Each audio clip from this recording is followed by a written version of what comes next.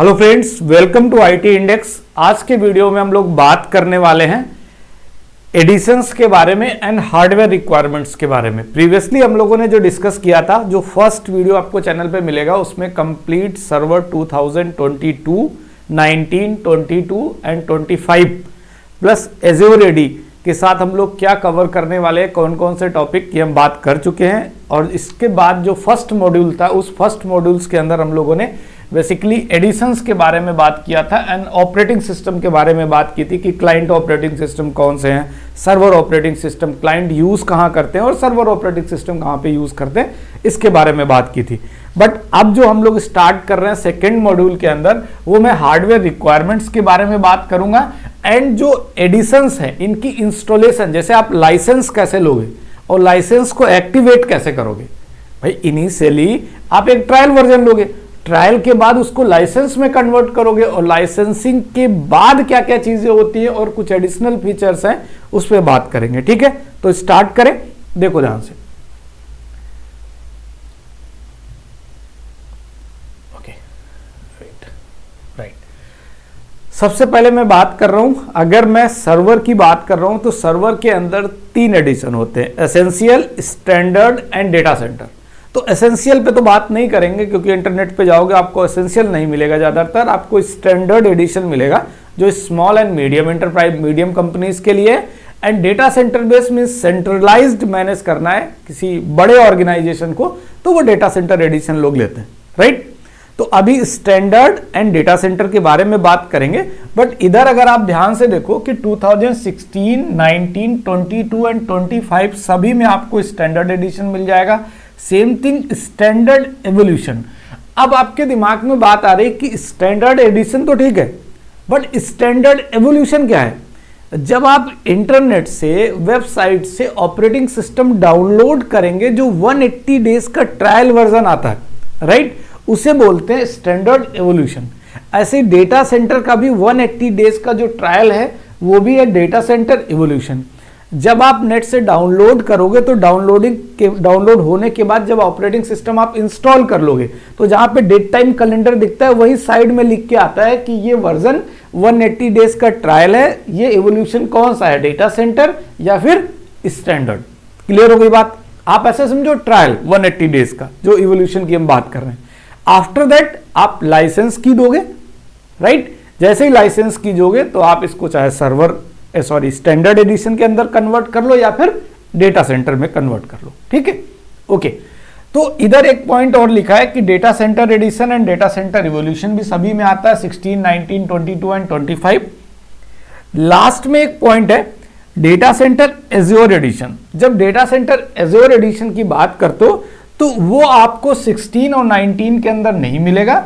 मतलब आप 2022 एंड 2025 के साथ एज़्योर एडिशन की बात होगी। डेटा आप कहोगे सर ऐसा कहाँ मिलेगा।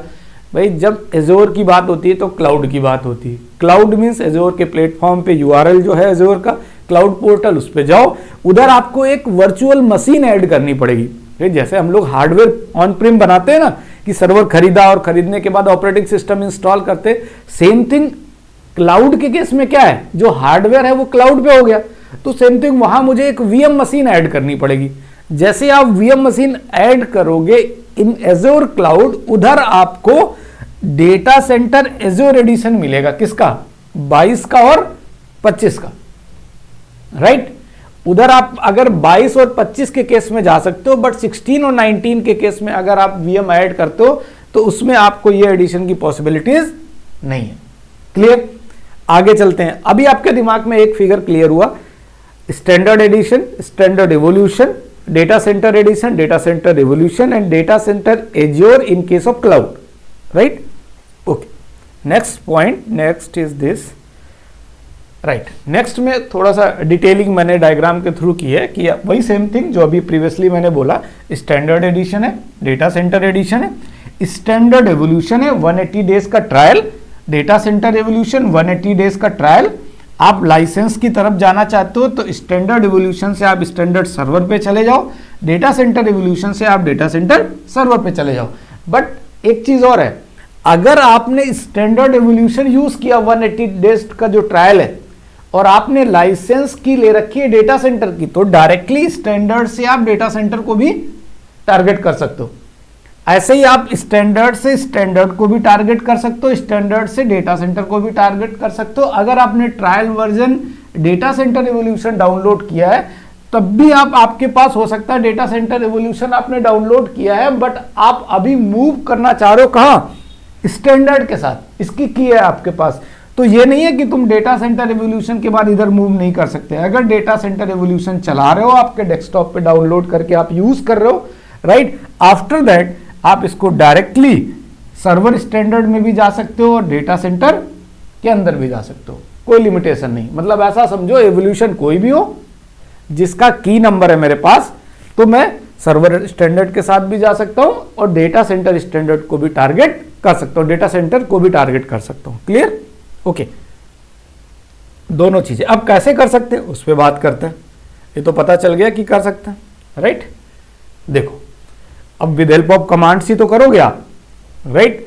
तो इधर तो वही सेम पॉइंट जो मैंने प्रीवियसली बात की, when we install the Windows operating system we get 2 edition, standard evolution होगा या डेटा सेंटर, 180 डेज का ट्रायल होगा, राइट। फुल वर्जन को we need to convert the evolution. भाई अगर मुझे फुल वर्जन जाना है तो इवोल्यूशन तो 180 डेज का है, तो मुझे कन्वर्ट करना पड़ेगा। तो कन्वर्ट करने के लिए पहले आपको यह पता हो कि मेरे में कौन सा ऑपरेटिंग सिस्टम रनिंग में है या कौन सा एडिशन रनिंग में है, उसके लिए आप ये कमांड चला लो, ठीक। DISM online get current edition, ये कहां चलाओगे, कमांड प्रॉम्प्ट में। CMD करोगे कमांड प्रॉम्प्ट में, जहां पे IP कॉन्फ़िग चलाते हो, IP देखने के लिए वही चलाना है, सिंपली कमांड प्रॉम्प्ट में। ये कमांड जब आप पहली चलाओगे गेट करंट एडिशन, तो बताएगा अभी आप कौन सा चला रहे हो, डेटा सेंटर एवोल्यूशन या स्टैंडर्ड एवोल्यूशन, ठीक है, क्लियर हो गई। अब आता है गेट टारगेट एडिशन। भाई मैं चला जो रहा हूं वो तो इवोल्यूशन है, ट्रायल वर्जन, और टारगेट किसको आप कर रहे हो, तो ये कह रहा है टारगेट एडिशन का मतलब ये सजेशन देगा कि आप डेटा सेंटर और स्टैंडर्ड दोनों में जा सकते हो, राइट। बट इसमें ये दिखाएगा, शो करेगा कि टारगेट एडिशन कौन कौन से टारगेट कर सकते हो, आपके पास कैपेबिलिटी है टारगेट करने की, right. After that with help of this command, उस टारगेट एडिशन का नाम, या आपने स्टैंडर्ड में जाना है या डेटा सेंटर में जाना है, उसकी प्रोडक्ट की जो आपने लाइसेंस के रूप में माइक्रोसॉफ्ट से ली, और फाइनली आपका लाइसेंस एक्टिवेट हो जाएगा। With help of these 3 commands we can update और लाइसेंस एज ए फुल, मतलब full version. Okay, clear. Next point, और भी इंटरेस्टिंग चीजें यहां पे बहुत कुछ है, आपको मिलेगा। वेट ओके, कुछ टर्मिनोलॉजीज पे बारे में बात करते हैं। टर्म्स होते हैं, उन्हें तो हमें आना भी चाहिए, जैसे ADDS, ये तो कॉमन है, कॉमन नहीं है, मतलब जिन्हें पता है उनके लिए कॉमन है, आपके लिए ऐसा समझिए क्योंकि स्टार्टिंग है। तो ADDS का मतलब है एक्टिव डायरेक्टरी डोमेन सर्विस। जब आप सर्वर पढ़ते हो तो एक्टिव डायरेक्टरी के बारे में बात करते हो, AD के बारे में बात करते हो, ये उसी सर्विस के बारे में बात हो रही जहां पे सभी यूजर, कंप्यूटर, कॉन्टैक्ट्स, ये जो ऑब्जेक्ट्स होते हैं इनकी इंफॉर्मेशन रखी होती। मतलब मैं यूजर बोल रहा हूं, कंप्यूटर बोल रहा हूं, ग्रुप बोल रहा हूं, ठीक है, ये सब क्या है, ऑब्जेक्ट बोले जाते हैं इन case of active directory. Okay, एक ADRMS टर्म आपको सुनने को मिलेगा, ठीक है। ADRMS क्या है, active directory right management service. Microsoft ये कहता है कि मान लेते हैं कि आपकी कंपनी में कोई HR डिपार्टमेंट में है, राइट, कोई मार्केटिंग है, सेल्स है, ये मल्टीपल डिपार्टमेंट्स हैं, तो आपने HR का डेटा अलग है, मार्केटिंग वालों का अलग है, और मान लेते हैं कि जो IT टीम है उसका डेटा अलग है। तो HR वाला जो डेटा है उस डेटाबेस को फाइल एंड फोल्डर्स पे आप केवल HR को एक्सेस दे सकते हो।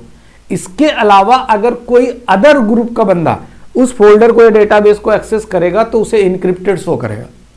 तो आपके दिमाग में आएगी नहीं सर ये तो मैं किसी फोल्डर पे भी कर सकता हूं, तो कोई केवल ये कोई एक फीचर थोड़ा ना है, ये बहुत सारे एडिशनल फीचर्स हैं। यहां तक कि अगर आप ईमेल सर्वर, आगे चल के आप पढ़ोगे कि ईमेल सर्वर माइक्रोसॉफ्ट वालों का, मैंने प्रीवियसली वीडियो में बताया कि माइक्रोसॉफ्ट ने अपने मेल सर्वर का मतलब माइक्रोसॉफ्ट में बोलते हैं एक्सचेंज सर्वर, जैसे हम ईमेल सर्वर बोलते हैं ऐसे माइक्रोसॉफ्ट के अंदर क्या बोलते हैं उसको, एक्सचेंज सर्वर। माइक्रोसॉफ्ट का अलग ऑपरेटिंग सिस्टम होता है मेल सर्वर के लिए, ऑन प्रिम के लिए, और ऑनलाइन के लिए माइक्रोसॉफ्ट मतलब एक्सचेंज ऑनलाइन बोलते हैं उसको। तो अभी बहुत 1 by 1 चलते हैं क्योंकि ज़्यादा एकदम से चीज़ें समझने के लिए। तो तो अभी आप इतना सा समझो कि ये सर्विस काफ़ी हेल्पफुल है। कौन सी? ADRMS। इसकी हेल्प से सपोज मेरी कोई मेल आईडी है, राइट, इसको ऐसे समझो, इस सर्विस की हेल्प से जो ईमेल आती है उस ईमेल पे भी ये लिमिटेशन लगा सकती है कि ये ईमेल आप किसी और को फॉरवर्ड कर सकते हो या नहीं। अब आपको क्या ऐसा क्या कर सकते हैं, सपोज HR से आपके पास एक ऑफर लेटर आया या फिर सेल्स वालों ने कोई इनवॉइस वगैरह भेजी, तो वो नहीं चाहते कि आप ये इनवॉइस किसी और को फॉरवर्ड करो। ये चीज केवल और केवल उनका जो प्राइवेट डोमेन है, उनकी जो ईमेल आईडीज हैं कंपनी की, उनके बीच में ही पॉसिबिलिटीज है। पब्लिक में तो कोई कैसे मैनेज कर लेंगे, वो पॉसिबिलिटीज ही नहीं है। तो ईमेल के अंदर ऐसा है कि सपोज मेरे पास में HR ने मुझे ऑफर लेटर भेजा और कंपनी की आईडी में भेजा। जैसे कई बार ऐसा होता है कि कुछ कंपनीज ऐसा करती हैं आपके दिमाग में कि वो पहले आपका एक ईमेल आईडी आउटलुक पे सब कॉन्फ़िगरेशन करा दिया और सारा कुछ, फिर उसके बाद ऑफर लेटर भेज दिया, और ऑफर लेटर भेजने के बाद वो ऑफर लेटर, वो मेल आप किसी को फॉरवर्ड नहीं कर सकते, राइट। तो इसका मतलब क्या है कि कहीं ना कहीं सिक्योरिटी लगा दी गई है कि वो मेल आप किसी और को नहीं फॉरवर्ड कर सकते। तो इस तरीके की जो सर्विसेज हैं, इस तरीके की जो आप सिक्योरिटीज है, वो आप अप्लाई कर सकते हो विद हेल्प ऑफ ADRMS। ये वैसे ही मिलता है जैसे एक्टिव डायरेक्टरी सर्विस इंस्टॉल करते हैं, वैसे इस रोल को भी इंस्टॉल कर सकते हो आप, राइट। आफ्टर दैट कॉन्फ़िगर कर सकते हो। ओके, ठीक है। हाइपर-V, जब भी आप माइक्रोसॉफ्ट की बात करते हो तो आपके दिमाग में आता है ये हाइपर-V है क्या? V stand for virtualisation.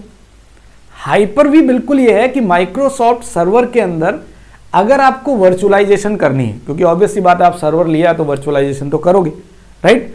अगर वर्चुअलाइजेशन आपको करनी है तो आपको अलग से VMware जो आप नेट से डाउनलोड करते हो उसे डाउनलोड करने की कोई नीड नहीं है। माइक्रोसॉफ्ट कहता है कि मेरे पास एक हाइपर-V एप्लीकेशन है, इंटरनली आप हाइपर-V के थ्रू अपनी VM सेटअप कर सकते हो, वर्चुअलाइजेशन क्रिएट कर सकते हो, राइट। क्लियर हो गई बात? तो ये सिंपली क्या है, जैसे VMware हम लोग डाउनलोड करते हैं नेट से मल्टीपल ऑपरेटिंग सिस्टम चलाने के लिए, इसलिए माइक्रोसॉफ्ट के अंदर हाइपर-V के थ्रू हम नई VM सेटअप कर सकते हैं। Okay, it is use for the virtualization, you can understand. Nested virtualization क्या है? अब आप कहोगे हाइपर-V में तो वर्चुअलाइजेशन था, अब ये नेस्टेड टर्म क्या आ गया? अरे नेस्टेड टर्म का मतलब है वर्चुअलाइजेशन के अंदर वर्चुअलाइजेशन। अब आप कहोगे इसकी नीड क्या है? आपके पास एक हार्डवेयर मशीन थी, उसके अंदर हाइपर-V से एक VM मशीन बना ली, अब उस VM के अंदर हमने 2 VM और बना दी। तो क्यों बनाई? पहले चीज तो ये भाई, कंपनी के अंदर अगर आप ऐसा मान के चलो कि कंपनी में एप्लीकेशन के लिए आप अलग VM यूज करना चाहते हो या अलग डेटाबेस के लिए अलग VM यूज करना चाहते हो, तो एक VM के अंदर मैंने इंटरनली 2 VM बनाई, एक एप्लीकेशन के लिए एक डेटाबेस के लिए, राइट। तो जब VM के अंदर नई VM आप सेटअप कर रहे हो, उस कंडीशन पे उस चीज को हम लोग क्या बोलते हैं? Nested virtualization, right. Nested virtualization means running a virtual machine inside another virtual machine. Okay, तो मैंने आपको एग्जांपल दिया कि वर्चुअल मशीन के अंदर 2 वर्चुअल मशीन, एक आप यूज कर रहे हो एप्लीकेशन के लिए, एक यूज कर रहे हो डेटाबेस के लिए, तो क्रिएट कर सकते हैं। That is called nested virtualization. Clear? Okay, WDS पे बात करते हैं। इनिशियली टर्म्स पे मैंने बात की थी कि WDS होता क्या है। देखो, WDS है विंडोज डिप्लॉयमेंट सर्विस। जब माइक्रोसॉफ्ट सर्वर की बात करते हो, सारा काम सेंट्रलाइज्ड करने की बात करते हैं ना हम लोग। तो centralize means operating system centralize install करना, एप्लीकेशन डिप्लॉय करना सेंट्रलाइज। तो ये सारी चीजें हैं क्या? ये विद हेल्प ऑफ आप WDS सर्विस मैनेज कर सकते हो। इस सर्विस की हेल्प से माइक्रोसॉफ्ट के अंदर मान लो 1000 मशीन्स हैं आपकी हार्डवेयर मशीन, और सब में इंटरनेट के थ्रू ही ऑपरेटिंग सिस्टम और एप्लीकेशंस आपको डिप्लॉय करने हैं। तो उस कंडीशन में आपको centralize with help of WDS service के थ्रू पहले सबको DHCP से IP मिलेगा, और IP के बाद फिर बायोस के अंदर फर्स्ट बूट डिवाइस लैन कार्ड होता है, नेटवर्क एडेप्टर, उसको सेलेक्ट करना पड़ेगा, पहले IP मिलेगा, आफ्टर दैट ऑपरेटिंग सिस्टम सभी में डिप्लॉय हो जाएगा। इसलिए इंटरनली पेन ड्राइव यूज नहीं करते ऑपरेटिंग सिस्टम इंस्टॉलेशन के लिए, directly with help of this service हम ऑपरेटिंग सिस्टम डिप्लॉय कर सकते हैं। ओके, आई थिंक समझ आया। TPM क्या है? TPM आज के डेट में आपको TPM काफी चीजें सुनने को मिलेंगी, क्योंकि जो मदरबोर्ड से रिलेटेड है। TPM चिप होती है। चिप क्या है? पुराने हार्डवेयर में ये चिप प्रेजेंट नहीं होती थी। आज के टाइम पे जो हम लोग हार्डवेयर यूज कर रहे हैं उसमें मदरबोर्ड के ऊपर एक TPM चिप मिलेगी। अब TPM है क्या? माइक्रोसॉफ्ट ये कहता है कि जो मदरबोर्ड पे, न्यू हार्डवेयर पे जो मदरबोर्ड पे TPM चिप है, उस पर आपने बिट लॉकर के बारे में सुना है? नहीं सुना है तो ऐसे समझो कि माइक्रोसॉफ्ट के अंदर जब आप ऑपरेटिंग सिस्टम इंस्टॉल कर लेते हो, उसके बाद में आप राइट क्लिक करोगे ड्राइव पे, किसी भी ड्राइव पे, तो आप उस पर बिट लॉकर लगा सकते हो, लॉक लगा सकते हो। तो लॉक लगाने में उसकी एक की जनरेट होती, वो की क्या होती, वो की टीपीएम चिप के अंदर सेव हो जाती। तो इसको आप ऐसे समझो कि जो पुराना हार्डवेयर था उसमें आप जब बिट लॉकर लगाते थे, बिट लॉकर मतलब हार्ड ड्राइव के ऊपर, सी ड्राइव, डी ड्राइव के ऊपर आपके लॉक बन के आ गया, राइट, वही है बिट लॉकर। तो पुराने हार्डवेयर में क्या होता था कि जब आप सिस्टम ऑन करते थे जिसमें टीपीएम चिप नहीं होती थी, तो उस कंडीशन में बार बार बिट लॉकर की बूटिंग के टाइम पे, जब सिस्टम बूट कर रहा है, ऑपरेटिंग सिस्टम लॉगिन होने से पहले कह रहा पहले बिट लॉकर की बताओ, तो आप की नंबर देते थे बिट लॉकर का, जो पिन वगैरह जनरेट करते उसका बनाते थे वो देते थे, वो देने के बाद फिर लॉगिन आईडी की डिटेल देते थे, लॉगिन क्रेडेंशियल्स देते थे, फिर लॉगिन कर जाते थे, राइट। तो ये तो लेंदी प्रोसेस था। बट इसको क्या किया गया, जब मदरबोर्ड के अंदर टीपीएम चिप आई तो उससे ये हुआ कि जो बिट लॉकर वाली इंफॉर्मेशन की है वो किसमें सेव हो जाएगी, इस टीपीएम चिप के अंदर। अब मदरबोर्ड में तो चिप है, बिट लॉकर इनेबल है, सिस्टम मैंने ऑन किया तो बिट लॉकर का की नहीं मांगेगा, राइट। केवल आप लॉगिन आईडी के लॉगिन के जो भी क्रेडेंशियल्स है वो दो और लॉगिन कर जाओ यूजर नेम पासवर्ड देने के बाद, राइट। लॉगिन कर गए, इंटरनली जो आपने ड्राइव पे बिट लॉकर लगा रखा वो ओपन हो जाएगा, नो इशू, राइट। बट हाँ ऐसा है, आप कहोगे सर सिक्योरिटी क्या है, अदरवाइज आपने अगर हार्डवेयर में कोई चेंजेस किए, हार्ड डिस्क निकाल के दोबारा लगाई है या अदर भी कोई चेंजेस हार्डवेयर में किए हैं, तो अगर ऐसा कुछ लगा डिवाइस में कि कोई अनऑथोराइज्ड एक्टिविटी हुई है, उस कंडीशन में पासवर्ड मांग सकता है किसका, बिट लॉकर का, right. Otherwise again and again same user login कर रहा है तो बिट लॉकर का पासवर्ड नहीं मांगेगा। टीपीएम चिप का मतलब एक हार्डवेयर चिप है जो मदरबोर्ड पे प्रेजेंट होती है। ये मदरबोर्ड पे जो मैन्युफैक्चरर है, डेल, एचपी, लिनोवो, ये सारे लोग जो है इसमें टीपीएम चिप इनबिल्ट होती है और इसी में आपके बिट लॉकर की इंफॉर्मेशन होती रखते हैं। Okay, next, right. अब एक टर्म और समझो आप, जो इंपॉर्टेंट है वो टर्मिनोलॉजीज के अंदर इसको कहते हैं WAC। क्या है भाई, WAC है ब्राउजर बेस्ड मैनेजमेंट टूल। अब आप इसको ऐसे रिलेट करो, अगर आप कहीं भी पढ़ते हो तो आप जब वायरलेस की बात करते हो, राइट, आप जैसे नेटवर्क के अंदर SD-WAN की बात करते हो या अदर भी वेंडर्स के बारे में, कोई अदर वेंडर है उनके बारे में बात करते हो, तो देखते हो क्या सारे लोग एक आपको डैशबोर्ड देना चाहते हैं और उस डैशबोर्ड में सारे डिवाइसेस शो करना चाहते हैं कि आपको टेलनेट नहीं करना है, ठीक है, SSH नहीं लेना है, आपको डायरेक्टली एक डैशबोर्ड मिलेगा, उस डैशबोर्ड के अंदर सारे डिवाइसेस मिल जाएंगे, राइट। डैशबोर्ड के अंदर सारे डिवाइस को, नो प्रॉब्लम, मैं वो कर अगेन थोड़ा सा इंटरप्ट, नो इशू। आप डायरेक्टली डैशबोर्ड के अंदर वो सारे डिवाइसेस मिल जाते हैं। मैं इतना बोल रहा हूँ कि जैसे SD-WAN में जाओगे, हजारों राउटर्स डिवाइसेस कनेक्ट है उनके साइट्स पे, वो सेम एक जगह मिल जाएंगे, राइट। ऐसे आप सिस्को मेरेकी के अंदर क्या होता है, उनके डिवाइसेस, हजारों डिवाइसेस लगे हुए हैं अलग अलग ब्रांचेस के अंदर, वो भी सिंगल डैशबोर्ड में मिल जाएंगे। तो माइक्रोसॉफ्ट ने कहा कि मेरे पास भी एक ऐसा ऑप्शन है, राइट, एक ऐसा रोल है WAC, जिसकी हेल्प से आप ब्राउजर बेस्ड मैनेजमेंट कर सकते हो। वेब ब्राउजर के अंदर आप IP दे दो, IP देने के बाद वहां पे सारे डैशबोर्ड में आपको सर्वर्स दिख जाएंगे, सबको आपको RDP, रिमोट डेस्कटॉप, भाई MSTSC करते थे ना RDP, वो करने की नीड नहीं पड़ेगी। सेंट्रलाइज सारे सर्वर आपको दिखेंगे, जिस सर्वर को मैनेज करना है क्लिक किया और डायरेक्टली सर्वर को मैनेज कर सकते हैं। क्या क्या मैनेज कर सकते हैं, device manager, event viewer, services, roles, updates वगैरह कर सकते हैं, फायरवॉल मैनेज कर सकते हैं। मतलब सर्वर मैनेजमेंट सेंट्रलाइज्ड एक ही जगह से with help of web browser. Web browser internet चलना चाहिए दुनिया के, आप किसी भी कोने में हो, IP एड्रेस दिया, कंप्यूटर नेम दिया, इनमें से एंट्री लॉगिन कर गए और लॉगिन के बाद कंप्लीट डैशबोर्ड में सारे सर्वर्स की एंट्री है, आप सारे सर्वर्स को इजिली मैनेज कर सकते हो। तो ये भी एक बहुत बड़ा रोल है सेंट्रलाइज मैनेजमेंट के अंदर। अब ये WAC तो मैंने आपको बताया, इसके साथ साथ एक एडिशनल चीज और है, देखो क्या, मैं पहले उसको इसी को बता देता हूं, WAC को ही, ठीक है, तो आप रिलेट कर पाओगे।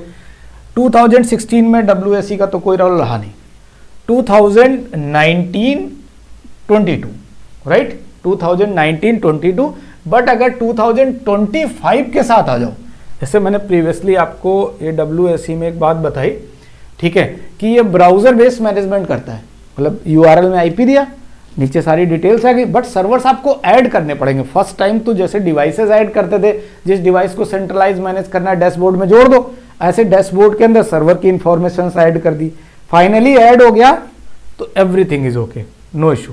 ठीक है, नेक्स्ट देखो 1922 के अंदर तो WAC वाली बात थी, बट जब 25 की बात करोगे तो यहां पर आ गया यूनिफाइड मैनेजमेंट फॉर हाइब्रिड। अब इसका मतलब क्या है, 2025 के अंदर क्लाउड के जो VM है उन्हें भी आप डैशबोर्ड पे ले सकते हो। मतलब आप ऐसा समझो कि मेरे पास अभी तक एक WAC का डैशबोर्ड था जिसमें मैंने 50 सर्वर ऐड कर रखे थे, लेकिन वो ऑन प्रिम वाले सर्वर थे, क्लाउड के सर्वर नहीं थे। ऑन प्रिम वाले सर्वर थे, क्लाउड के नहीं थे। लेकिन अगर क्लाउड पे आपकी कुछ VM बनी हुई है, उन्हें ऐड करना है तो 2025 के साथ ये ऑप्शन है कि क्लाउड वाली VMs भी आप सेंट्रलाइज मैनेज कर सकते हो। रहा ना इंटरेस्टिंग, क्लाउड वाली VM भी आप सेंट्रलाइज मैनेज कर सकते हो। ऐसे ही जब एज्योर का, अगर हम एज्योर क्लाउड के बारे में बात करें तो जो एज्योर आर्क करके है, ठीक है, उसमें ऑप्शन क्या है कि आप चाहे AWS पे VM मशीन हो या फिर गूगल क्लाउड पे VM मशीन हो, ठीक, इन सभी VMs को सेंट्रलाइज एक ही प्लेटफॉर्म पे मैनेज कर सकते हो। ओके, तो नेक्स्ट हम लोग इसी में बात करते हैं। अभी तो हम लोग WAC में बात कर रहे थे, अभी बात कर रहे हैं ADDS, ADRMS, Hyper-V और WDS। टर्म्स तो समझ में आ गए। अब वर्जन वाइज बात करते हैं। 2016 के अंदर आपको ADDS मिलेगा, 19 में लिखा है हाइब्रिड एज्योर AD। अब जैसे ADDS है ऐसे एज्योर AD बोलो, दो चीजें बोलो आपके दिमाग में। जब मैं बोलता हूं एक्टिव डायरेक्टरी डोमेन सर्विस, तो आप ऐसा समझो कि ऑन प्रिम हमारे यहाँ कंपनी में कोई सर्वर लगा है, उसमें ADDS की सर्विस इंस्टॉल हो गई, उसी पे यूजर बनेंगे, कोई प्रॉब्लम नहीं। और जब मैं एज्योर टर्म यूज करता हूं एज्योर AD, तो आपके दिमाग में यह बात सीधा सा क्लिक करनी चाहिए कि मैं एज्योर के पोर्टल पे क्लाउड AD की बात कर रहा हूं, राइट। तो क्लाउड AD का इंटीग्रेशन 2019 के साथ है, 16 वाला यूज करोगे तो पॉसिबल नहीं, राइट। और 22 के साथ भी और 25 के साथ तो है, क्योंकि ये अपडेटेड है क्लाउड AD के साथ। मतलब एज्योर AD क्लाउड AD में इसलिए बोल रहा हूं, आपको समझ में आए कि क्लाउड प्लेटफॉर्म की बात हो रही। ADRMS 2016 के अंदर आपको ये राइट मैनेजमेंट वाली सर्विस थी, 19 के अंदर इसको डिप्ली कोई नया अपडेट लेके नहीं आया, ठीक है। 2020 के अंदर रिकमेंडेशन दे दी कि आप एज्योर इंफॉर्मेशन प्रोटेक्शन यूज कर लो, AIP यूज कर लो इन प्लेस ऑफ किसकी जगह, ADRMS, राइट। एंड 2025 के अंदर रिकमेंडेशन दी, ऑप्शन आपके पास मिलेगा सभी के केस में, बट रिकमेंडेशन ये है कि आप एज्योर के साथ चले जाओ, एज्योर इंफॉर्मेशन प्रोटेक्शन के साथ चले जाओ, क्योंकि क्लाउड की बात कर रहे हैं तो क्लाउड से रिलेटेड अपडेट फीचर क्रिएट कर दिया। Hyper-V 2016 के अंदर नेस्टेड वर्चुअलाइजेशन, ठीक, VM के अंदर VM, इधर भी पॉसिबल है। इधर TPM वाली कोई बात नहीं, 2022 के अंदर ये TPM और AES 256 बिट इंक्रिप्शन। भाई जो TPM तो एक हार्डवेयर के अंदर लगी हुई चिप है, जब आप बिट लॉकर पे पासवर्ड लगाओगे, बिट लॉकर क्रिएट करोगे तो इनक्रिप्ट हो जाएगी। तो इनक्रिप्शन कितने टाइप का, तो टाइप ऑफ इंक्रिप्शन कौन सा होगा, तो 2022 में AES 256 बिट इंक्रिप्शन, -3 AES, आपने VPN के केस में अगर सुना होगा, टनलिंग के केस में तो आइडिया लगेगा। बट जो इंक्रिप्शन टाइप यूज होगा वो कौन सा यूज होगा, AES यूज होगा, और ये इंफॉर्मेशन TPM चिप में सेव रहेगी। 2025 के अंदर भी पॉसिबिलिटीज है। WDS, ठीक है, डिप्लॉयमेंट की सर्विस। इधर देखो इंटरेस्टिंग है ये वाला WDS। मैंने अभी आपको प्रीवियसली WDS में ये बताया कि आप ऑपरेटिंग सिस्टम्स को इंटरनेट नेटवर्क के थ्रू डिप्लॉय कर सकते हो, सेंट्रलाइज ऑपरेटिंग सिस्टम इंस्टॉल कर सकते हो, एप्लीकेशंस इंस्टॉल कर सकते हो। बट इसको माइक्रोसॉफ्ट ने बोला कि मैंने क्लाउड पे जो एक लाइसेंस माइक्रोसॉफ्ट ने क्रिएट किया, ठीक, किसका क्रिएट किया, इंट्यून का। माइक्रोसॉफ्ट ने कहा जो काम आप WDS की सर्विस के थ्रू कर रहे हो, मैंने क्लाउड पे एक प्रॉपर लाइसेंसिंग बना रखी है, किसकी, मतलब आप आगे चल के ग्रुप पॉलिसी की बात करोगे, ऑब्जेक्ट से रिलेटेड ईमेल वगैरह की बात करो, तो बहुत सारी चीजें उन्होंने इंट्यून के अंदर दे दी, राइट। तो रिकमेंडेशन वो ये देख रहे हैं कि जो आपका WDS है 19 के बाद आपका 22 और 25 के अंदर इंट्यून यूज कर सकते हो, राइट। इंट्यून इनका क्लाउड बेस्ड सर्विस है, राइट। एज्योर पे क्लाउड बेस्ड सर्विस है जिसकी हेल्प से आप centralized operating system, application softwares, right, as per need and device management, devices को भी मैनेज कर सकते हो। मैंने बताया था कि गवर्नमेंट के जो डिवाइसेस होते हैं उन पे कोई एप्लीकेशन इंस्टॉल करना है तो ऑन हुआ, इंटरनेट से कनेक्ट होते ही अपडेट चालू, एप्लीकेशन इंस्टॉलेशन स्टार्ट। ये सारा कुछ इस तरीके के फीचर्स आप किसके थ्रू मैनेज किए जा सकते हैं? इंट्यून के थ्रू मैनेज किए जा सकते हैं with help of Microsoft azure cloud platform. ठीक है, ओके। WSC मैं आपको बता चुका हूं। इन लास्ट में हार्डवेयर रिक्वायरमेंट्स बताऊंगा आपको। 1 minute. Okay okay okay okay now ठीक, इधर देखो, मैंने यहाँ पे 2 टर्म लिखे, मिनिमम एंड रिकमेंडेशन। देखो CPU 1.4 गिग चाहिए, सभी के अंदर रिकमेंडेशन। ठीक है, मिनिमम क्या है? 512 MB रैम तो कोई भी नहीं रखता 512, एटलीस्ट आप रिकमेंडेड वाले के साथ जाओगे। देखो ये कई बार पूछ देते हैं कि डिफरेंसेस हार्डवेयर रिक्वायरमेंट क्या है, इसलिए मैंने ये लगाया है। तो आप ऐसे समझो 2-2 GB आपका 12 और 16 के साथ है, 4-4 GB 19 एंड 22 के साथ है, 25 के साथ 8 GB है। रिकमेंडेशन का मतलब 8 GB है तो आपका 2025 रन कर जाएगा। और मिनिमम का मतलब होता है कि सर्विसेज आप उस पर एडिशनली जब रन कराओगे तो प्रॉब्लम होगी, इंस्टॉलेशन हो जाएगी। क्लियर? डिस्क स्पेस 32 याद करने में आसान है, 2012 टू 2232 एंड आफ्टर दैट 2025 के अंदर 64 GB का रिक्वायरमेंट है स्टोरेज के केस में। नेटवर्क एटलीस्ट रिकमेंडेशन यही है कि गिग पोर्ट होना चाहिए इन केस ऑफ सर्वर। ओके, तो इस वीडियो को हम लोग यहीं पे कंप्लीट करते हैं। मुझे लग रहा है मैंने काफ़ी पॉइंट्स इसमें कवर कर लिए। ये केवल टर्म्स हैं, जब हम लोग लैब करेंगे तो हम और डिटेल से समझेंगे। लैब के अंदर ये सारे ऑप्शंस जिनके बारे में मैंने आपको बताया है, बिट लॉकर के बारे में, इंट्यून के बारे में, एज्योर क्लाउड के बारे में, इन सब पे बात करेंगे।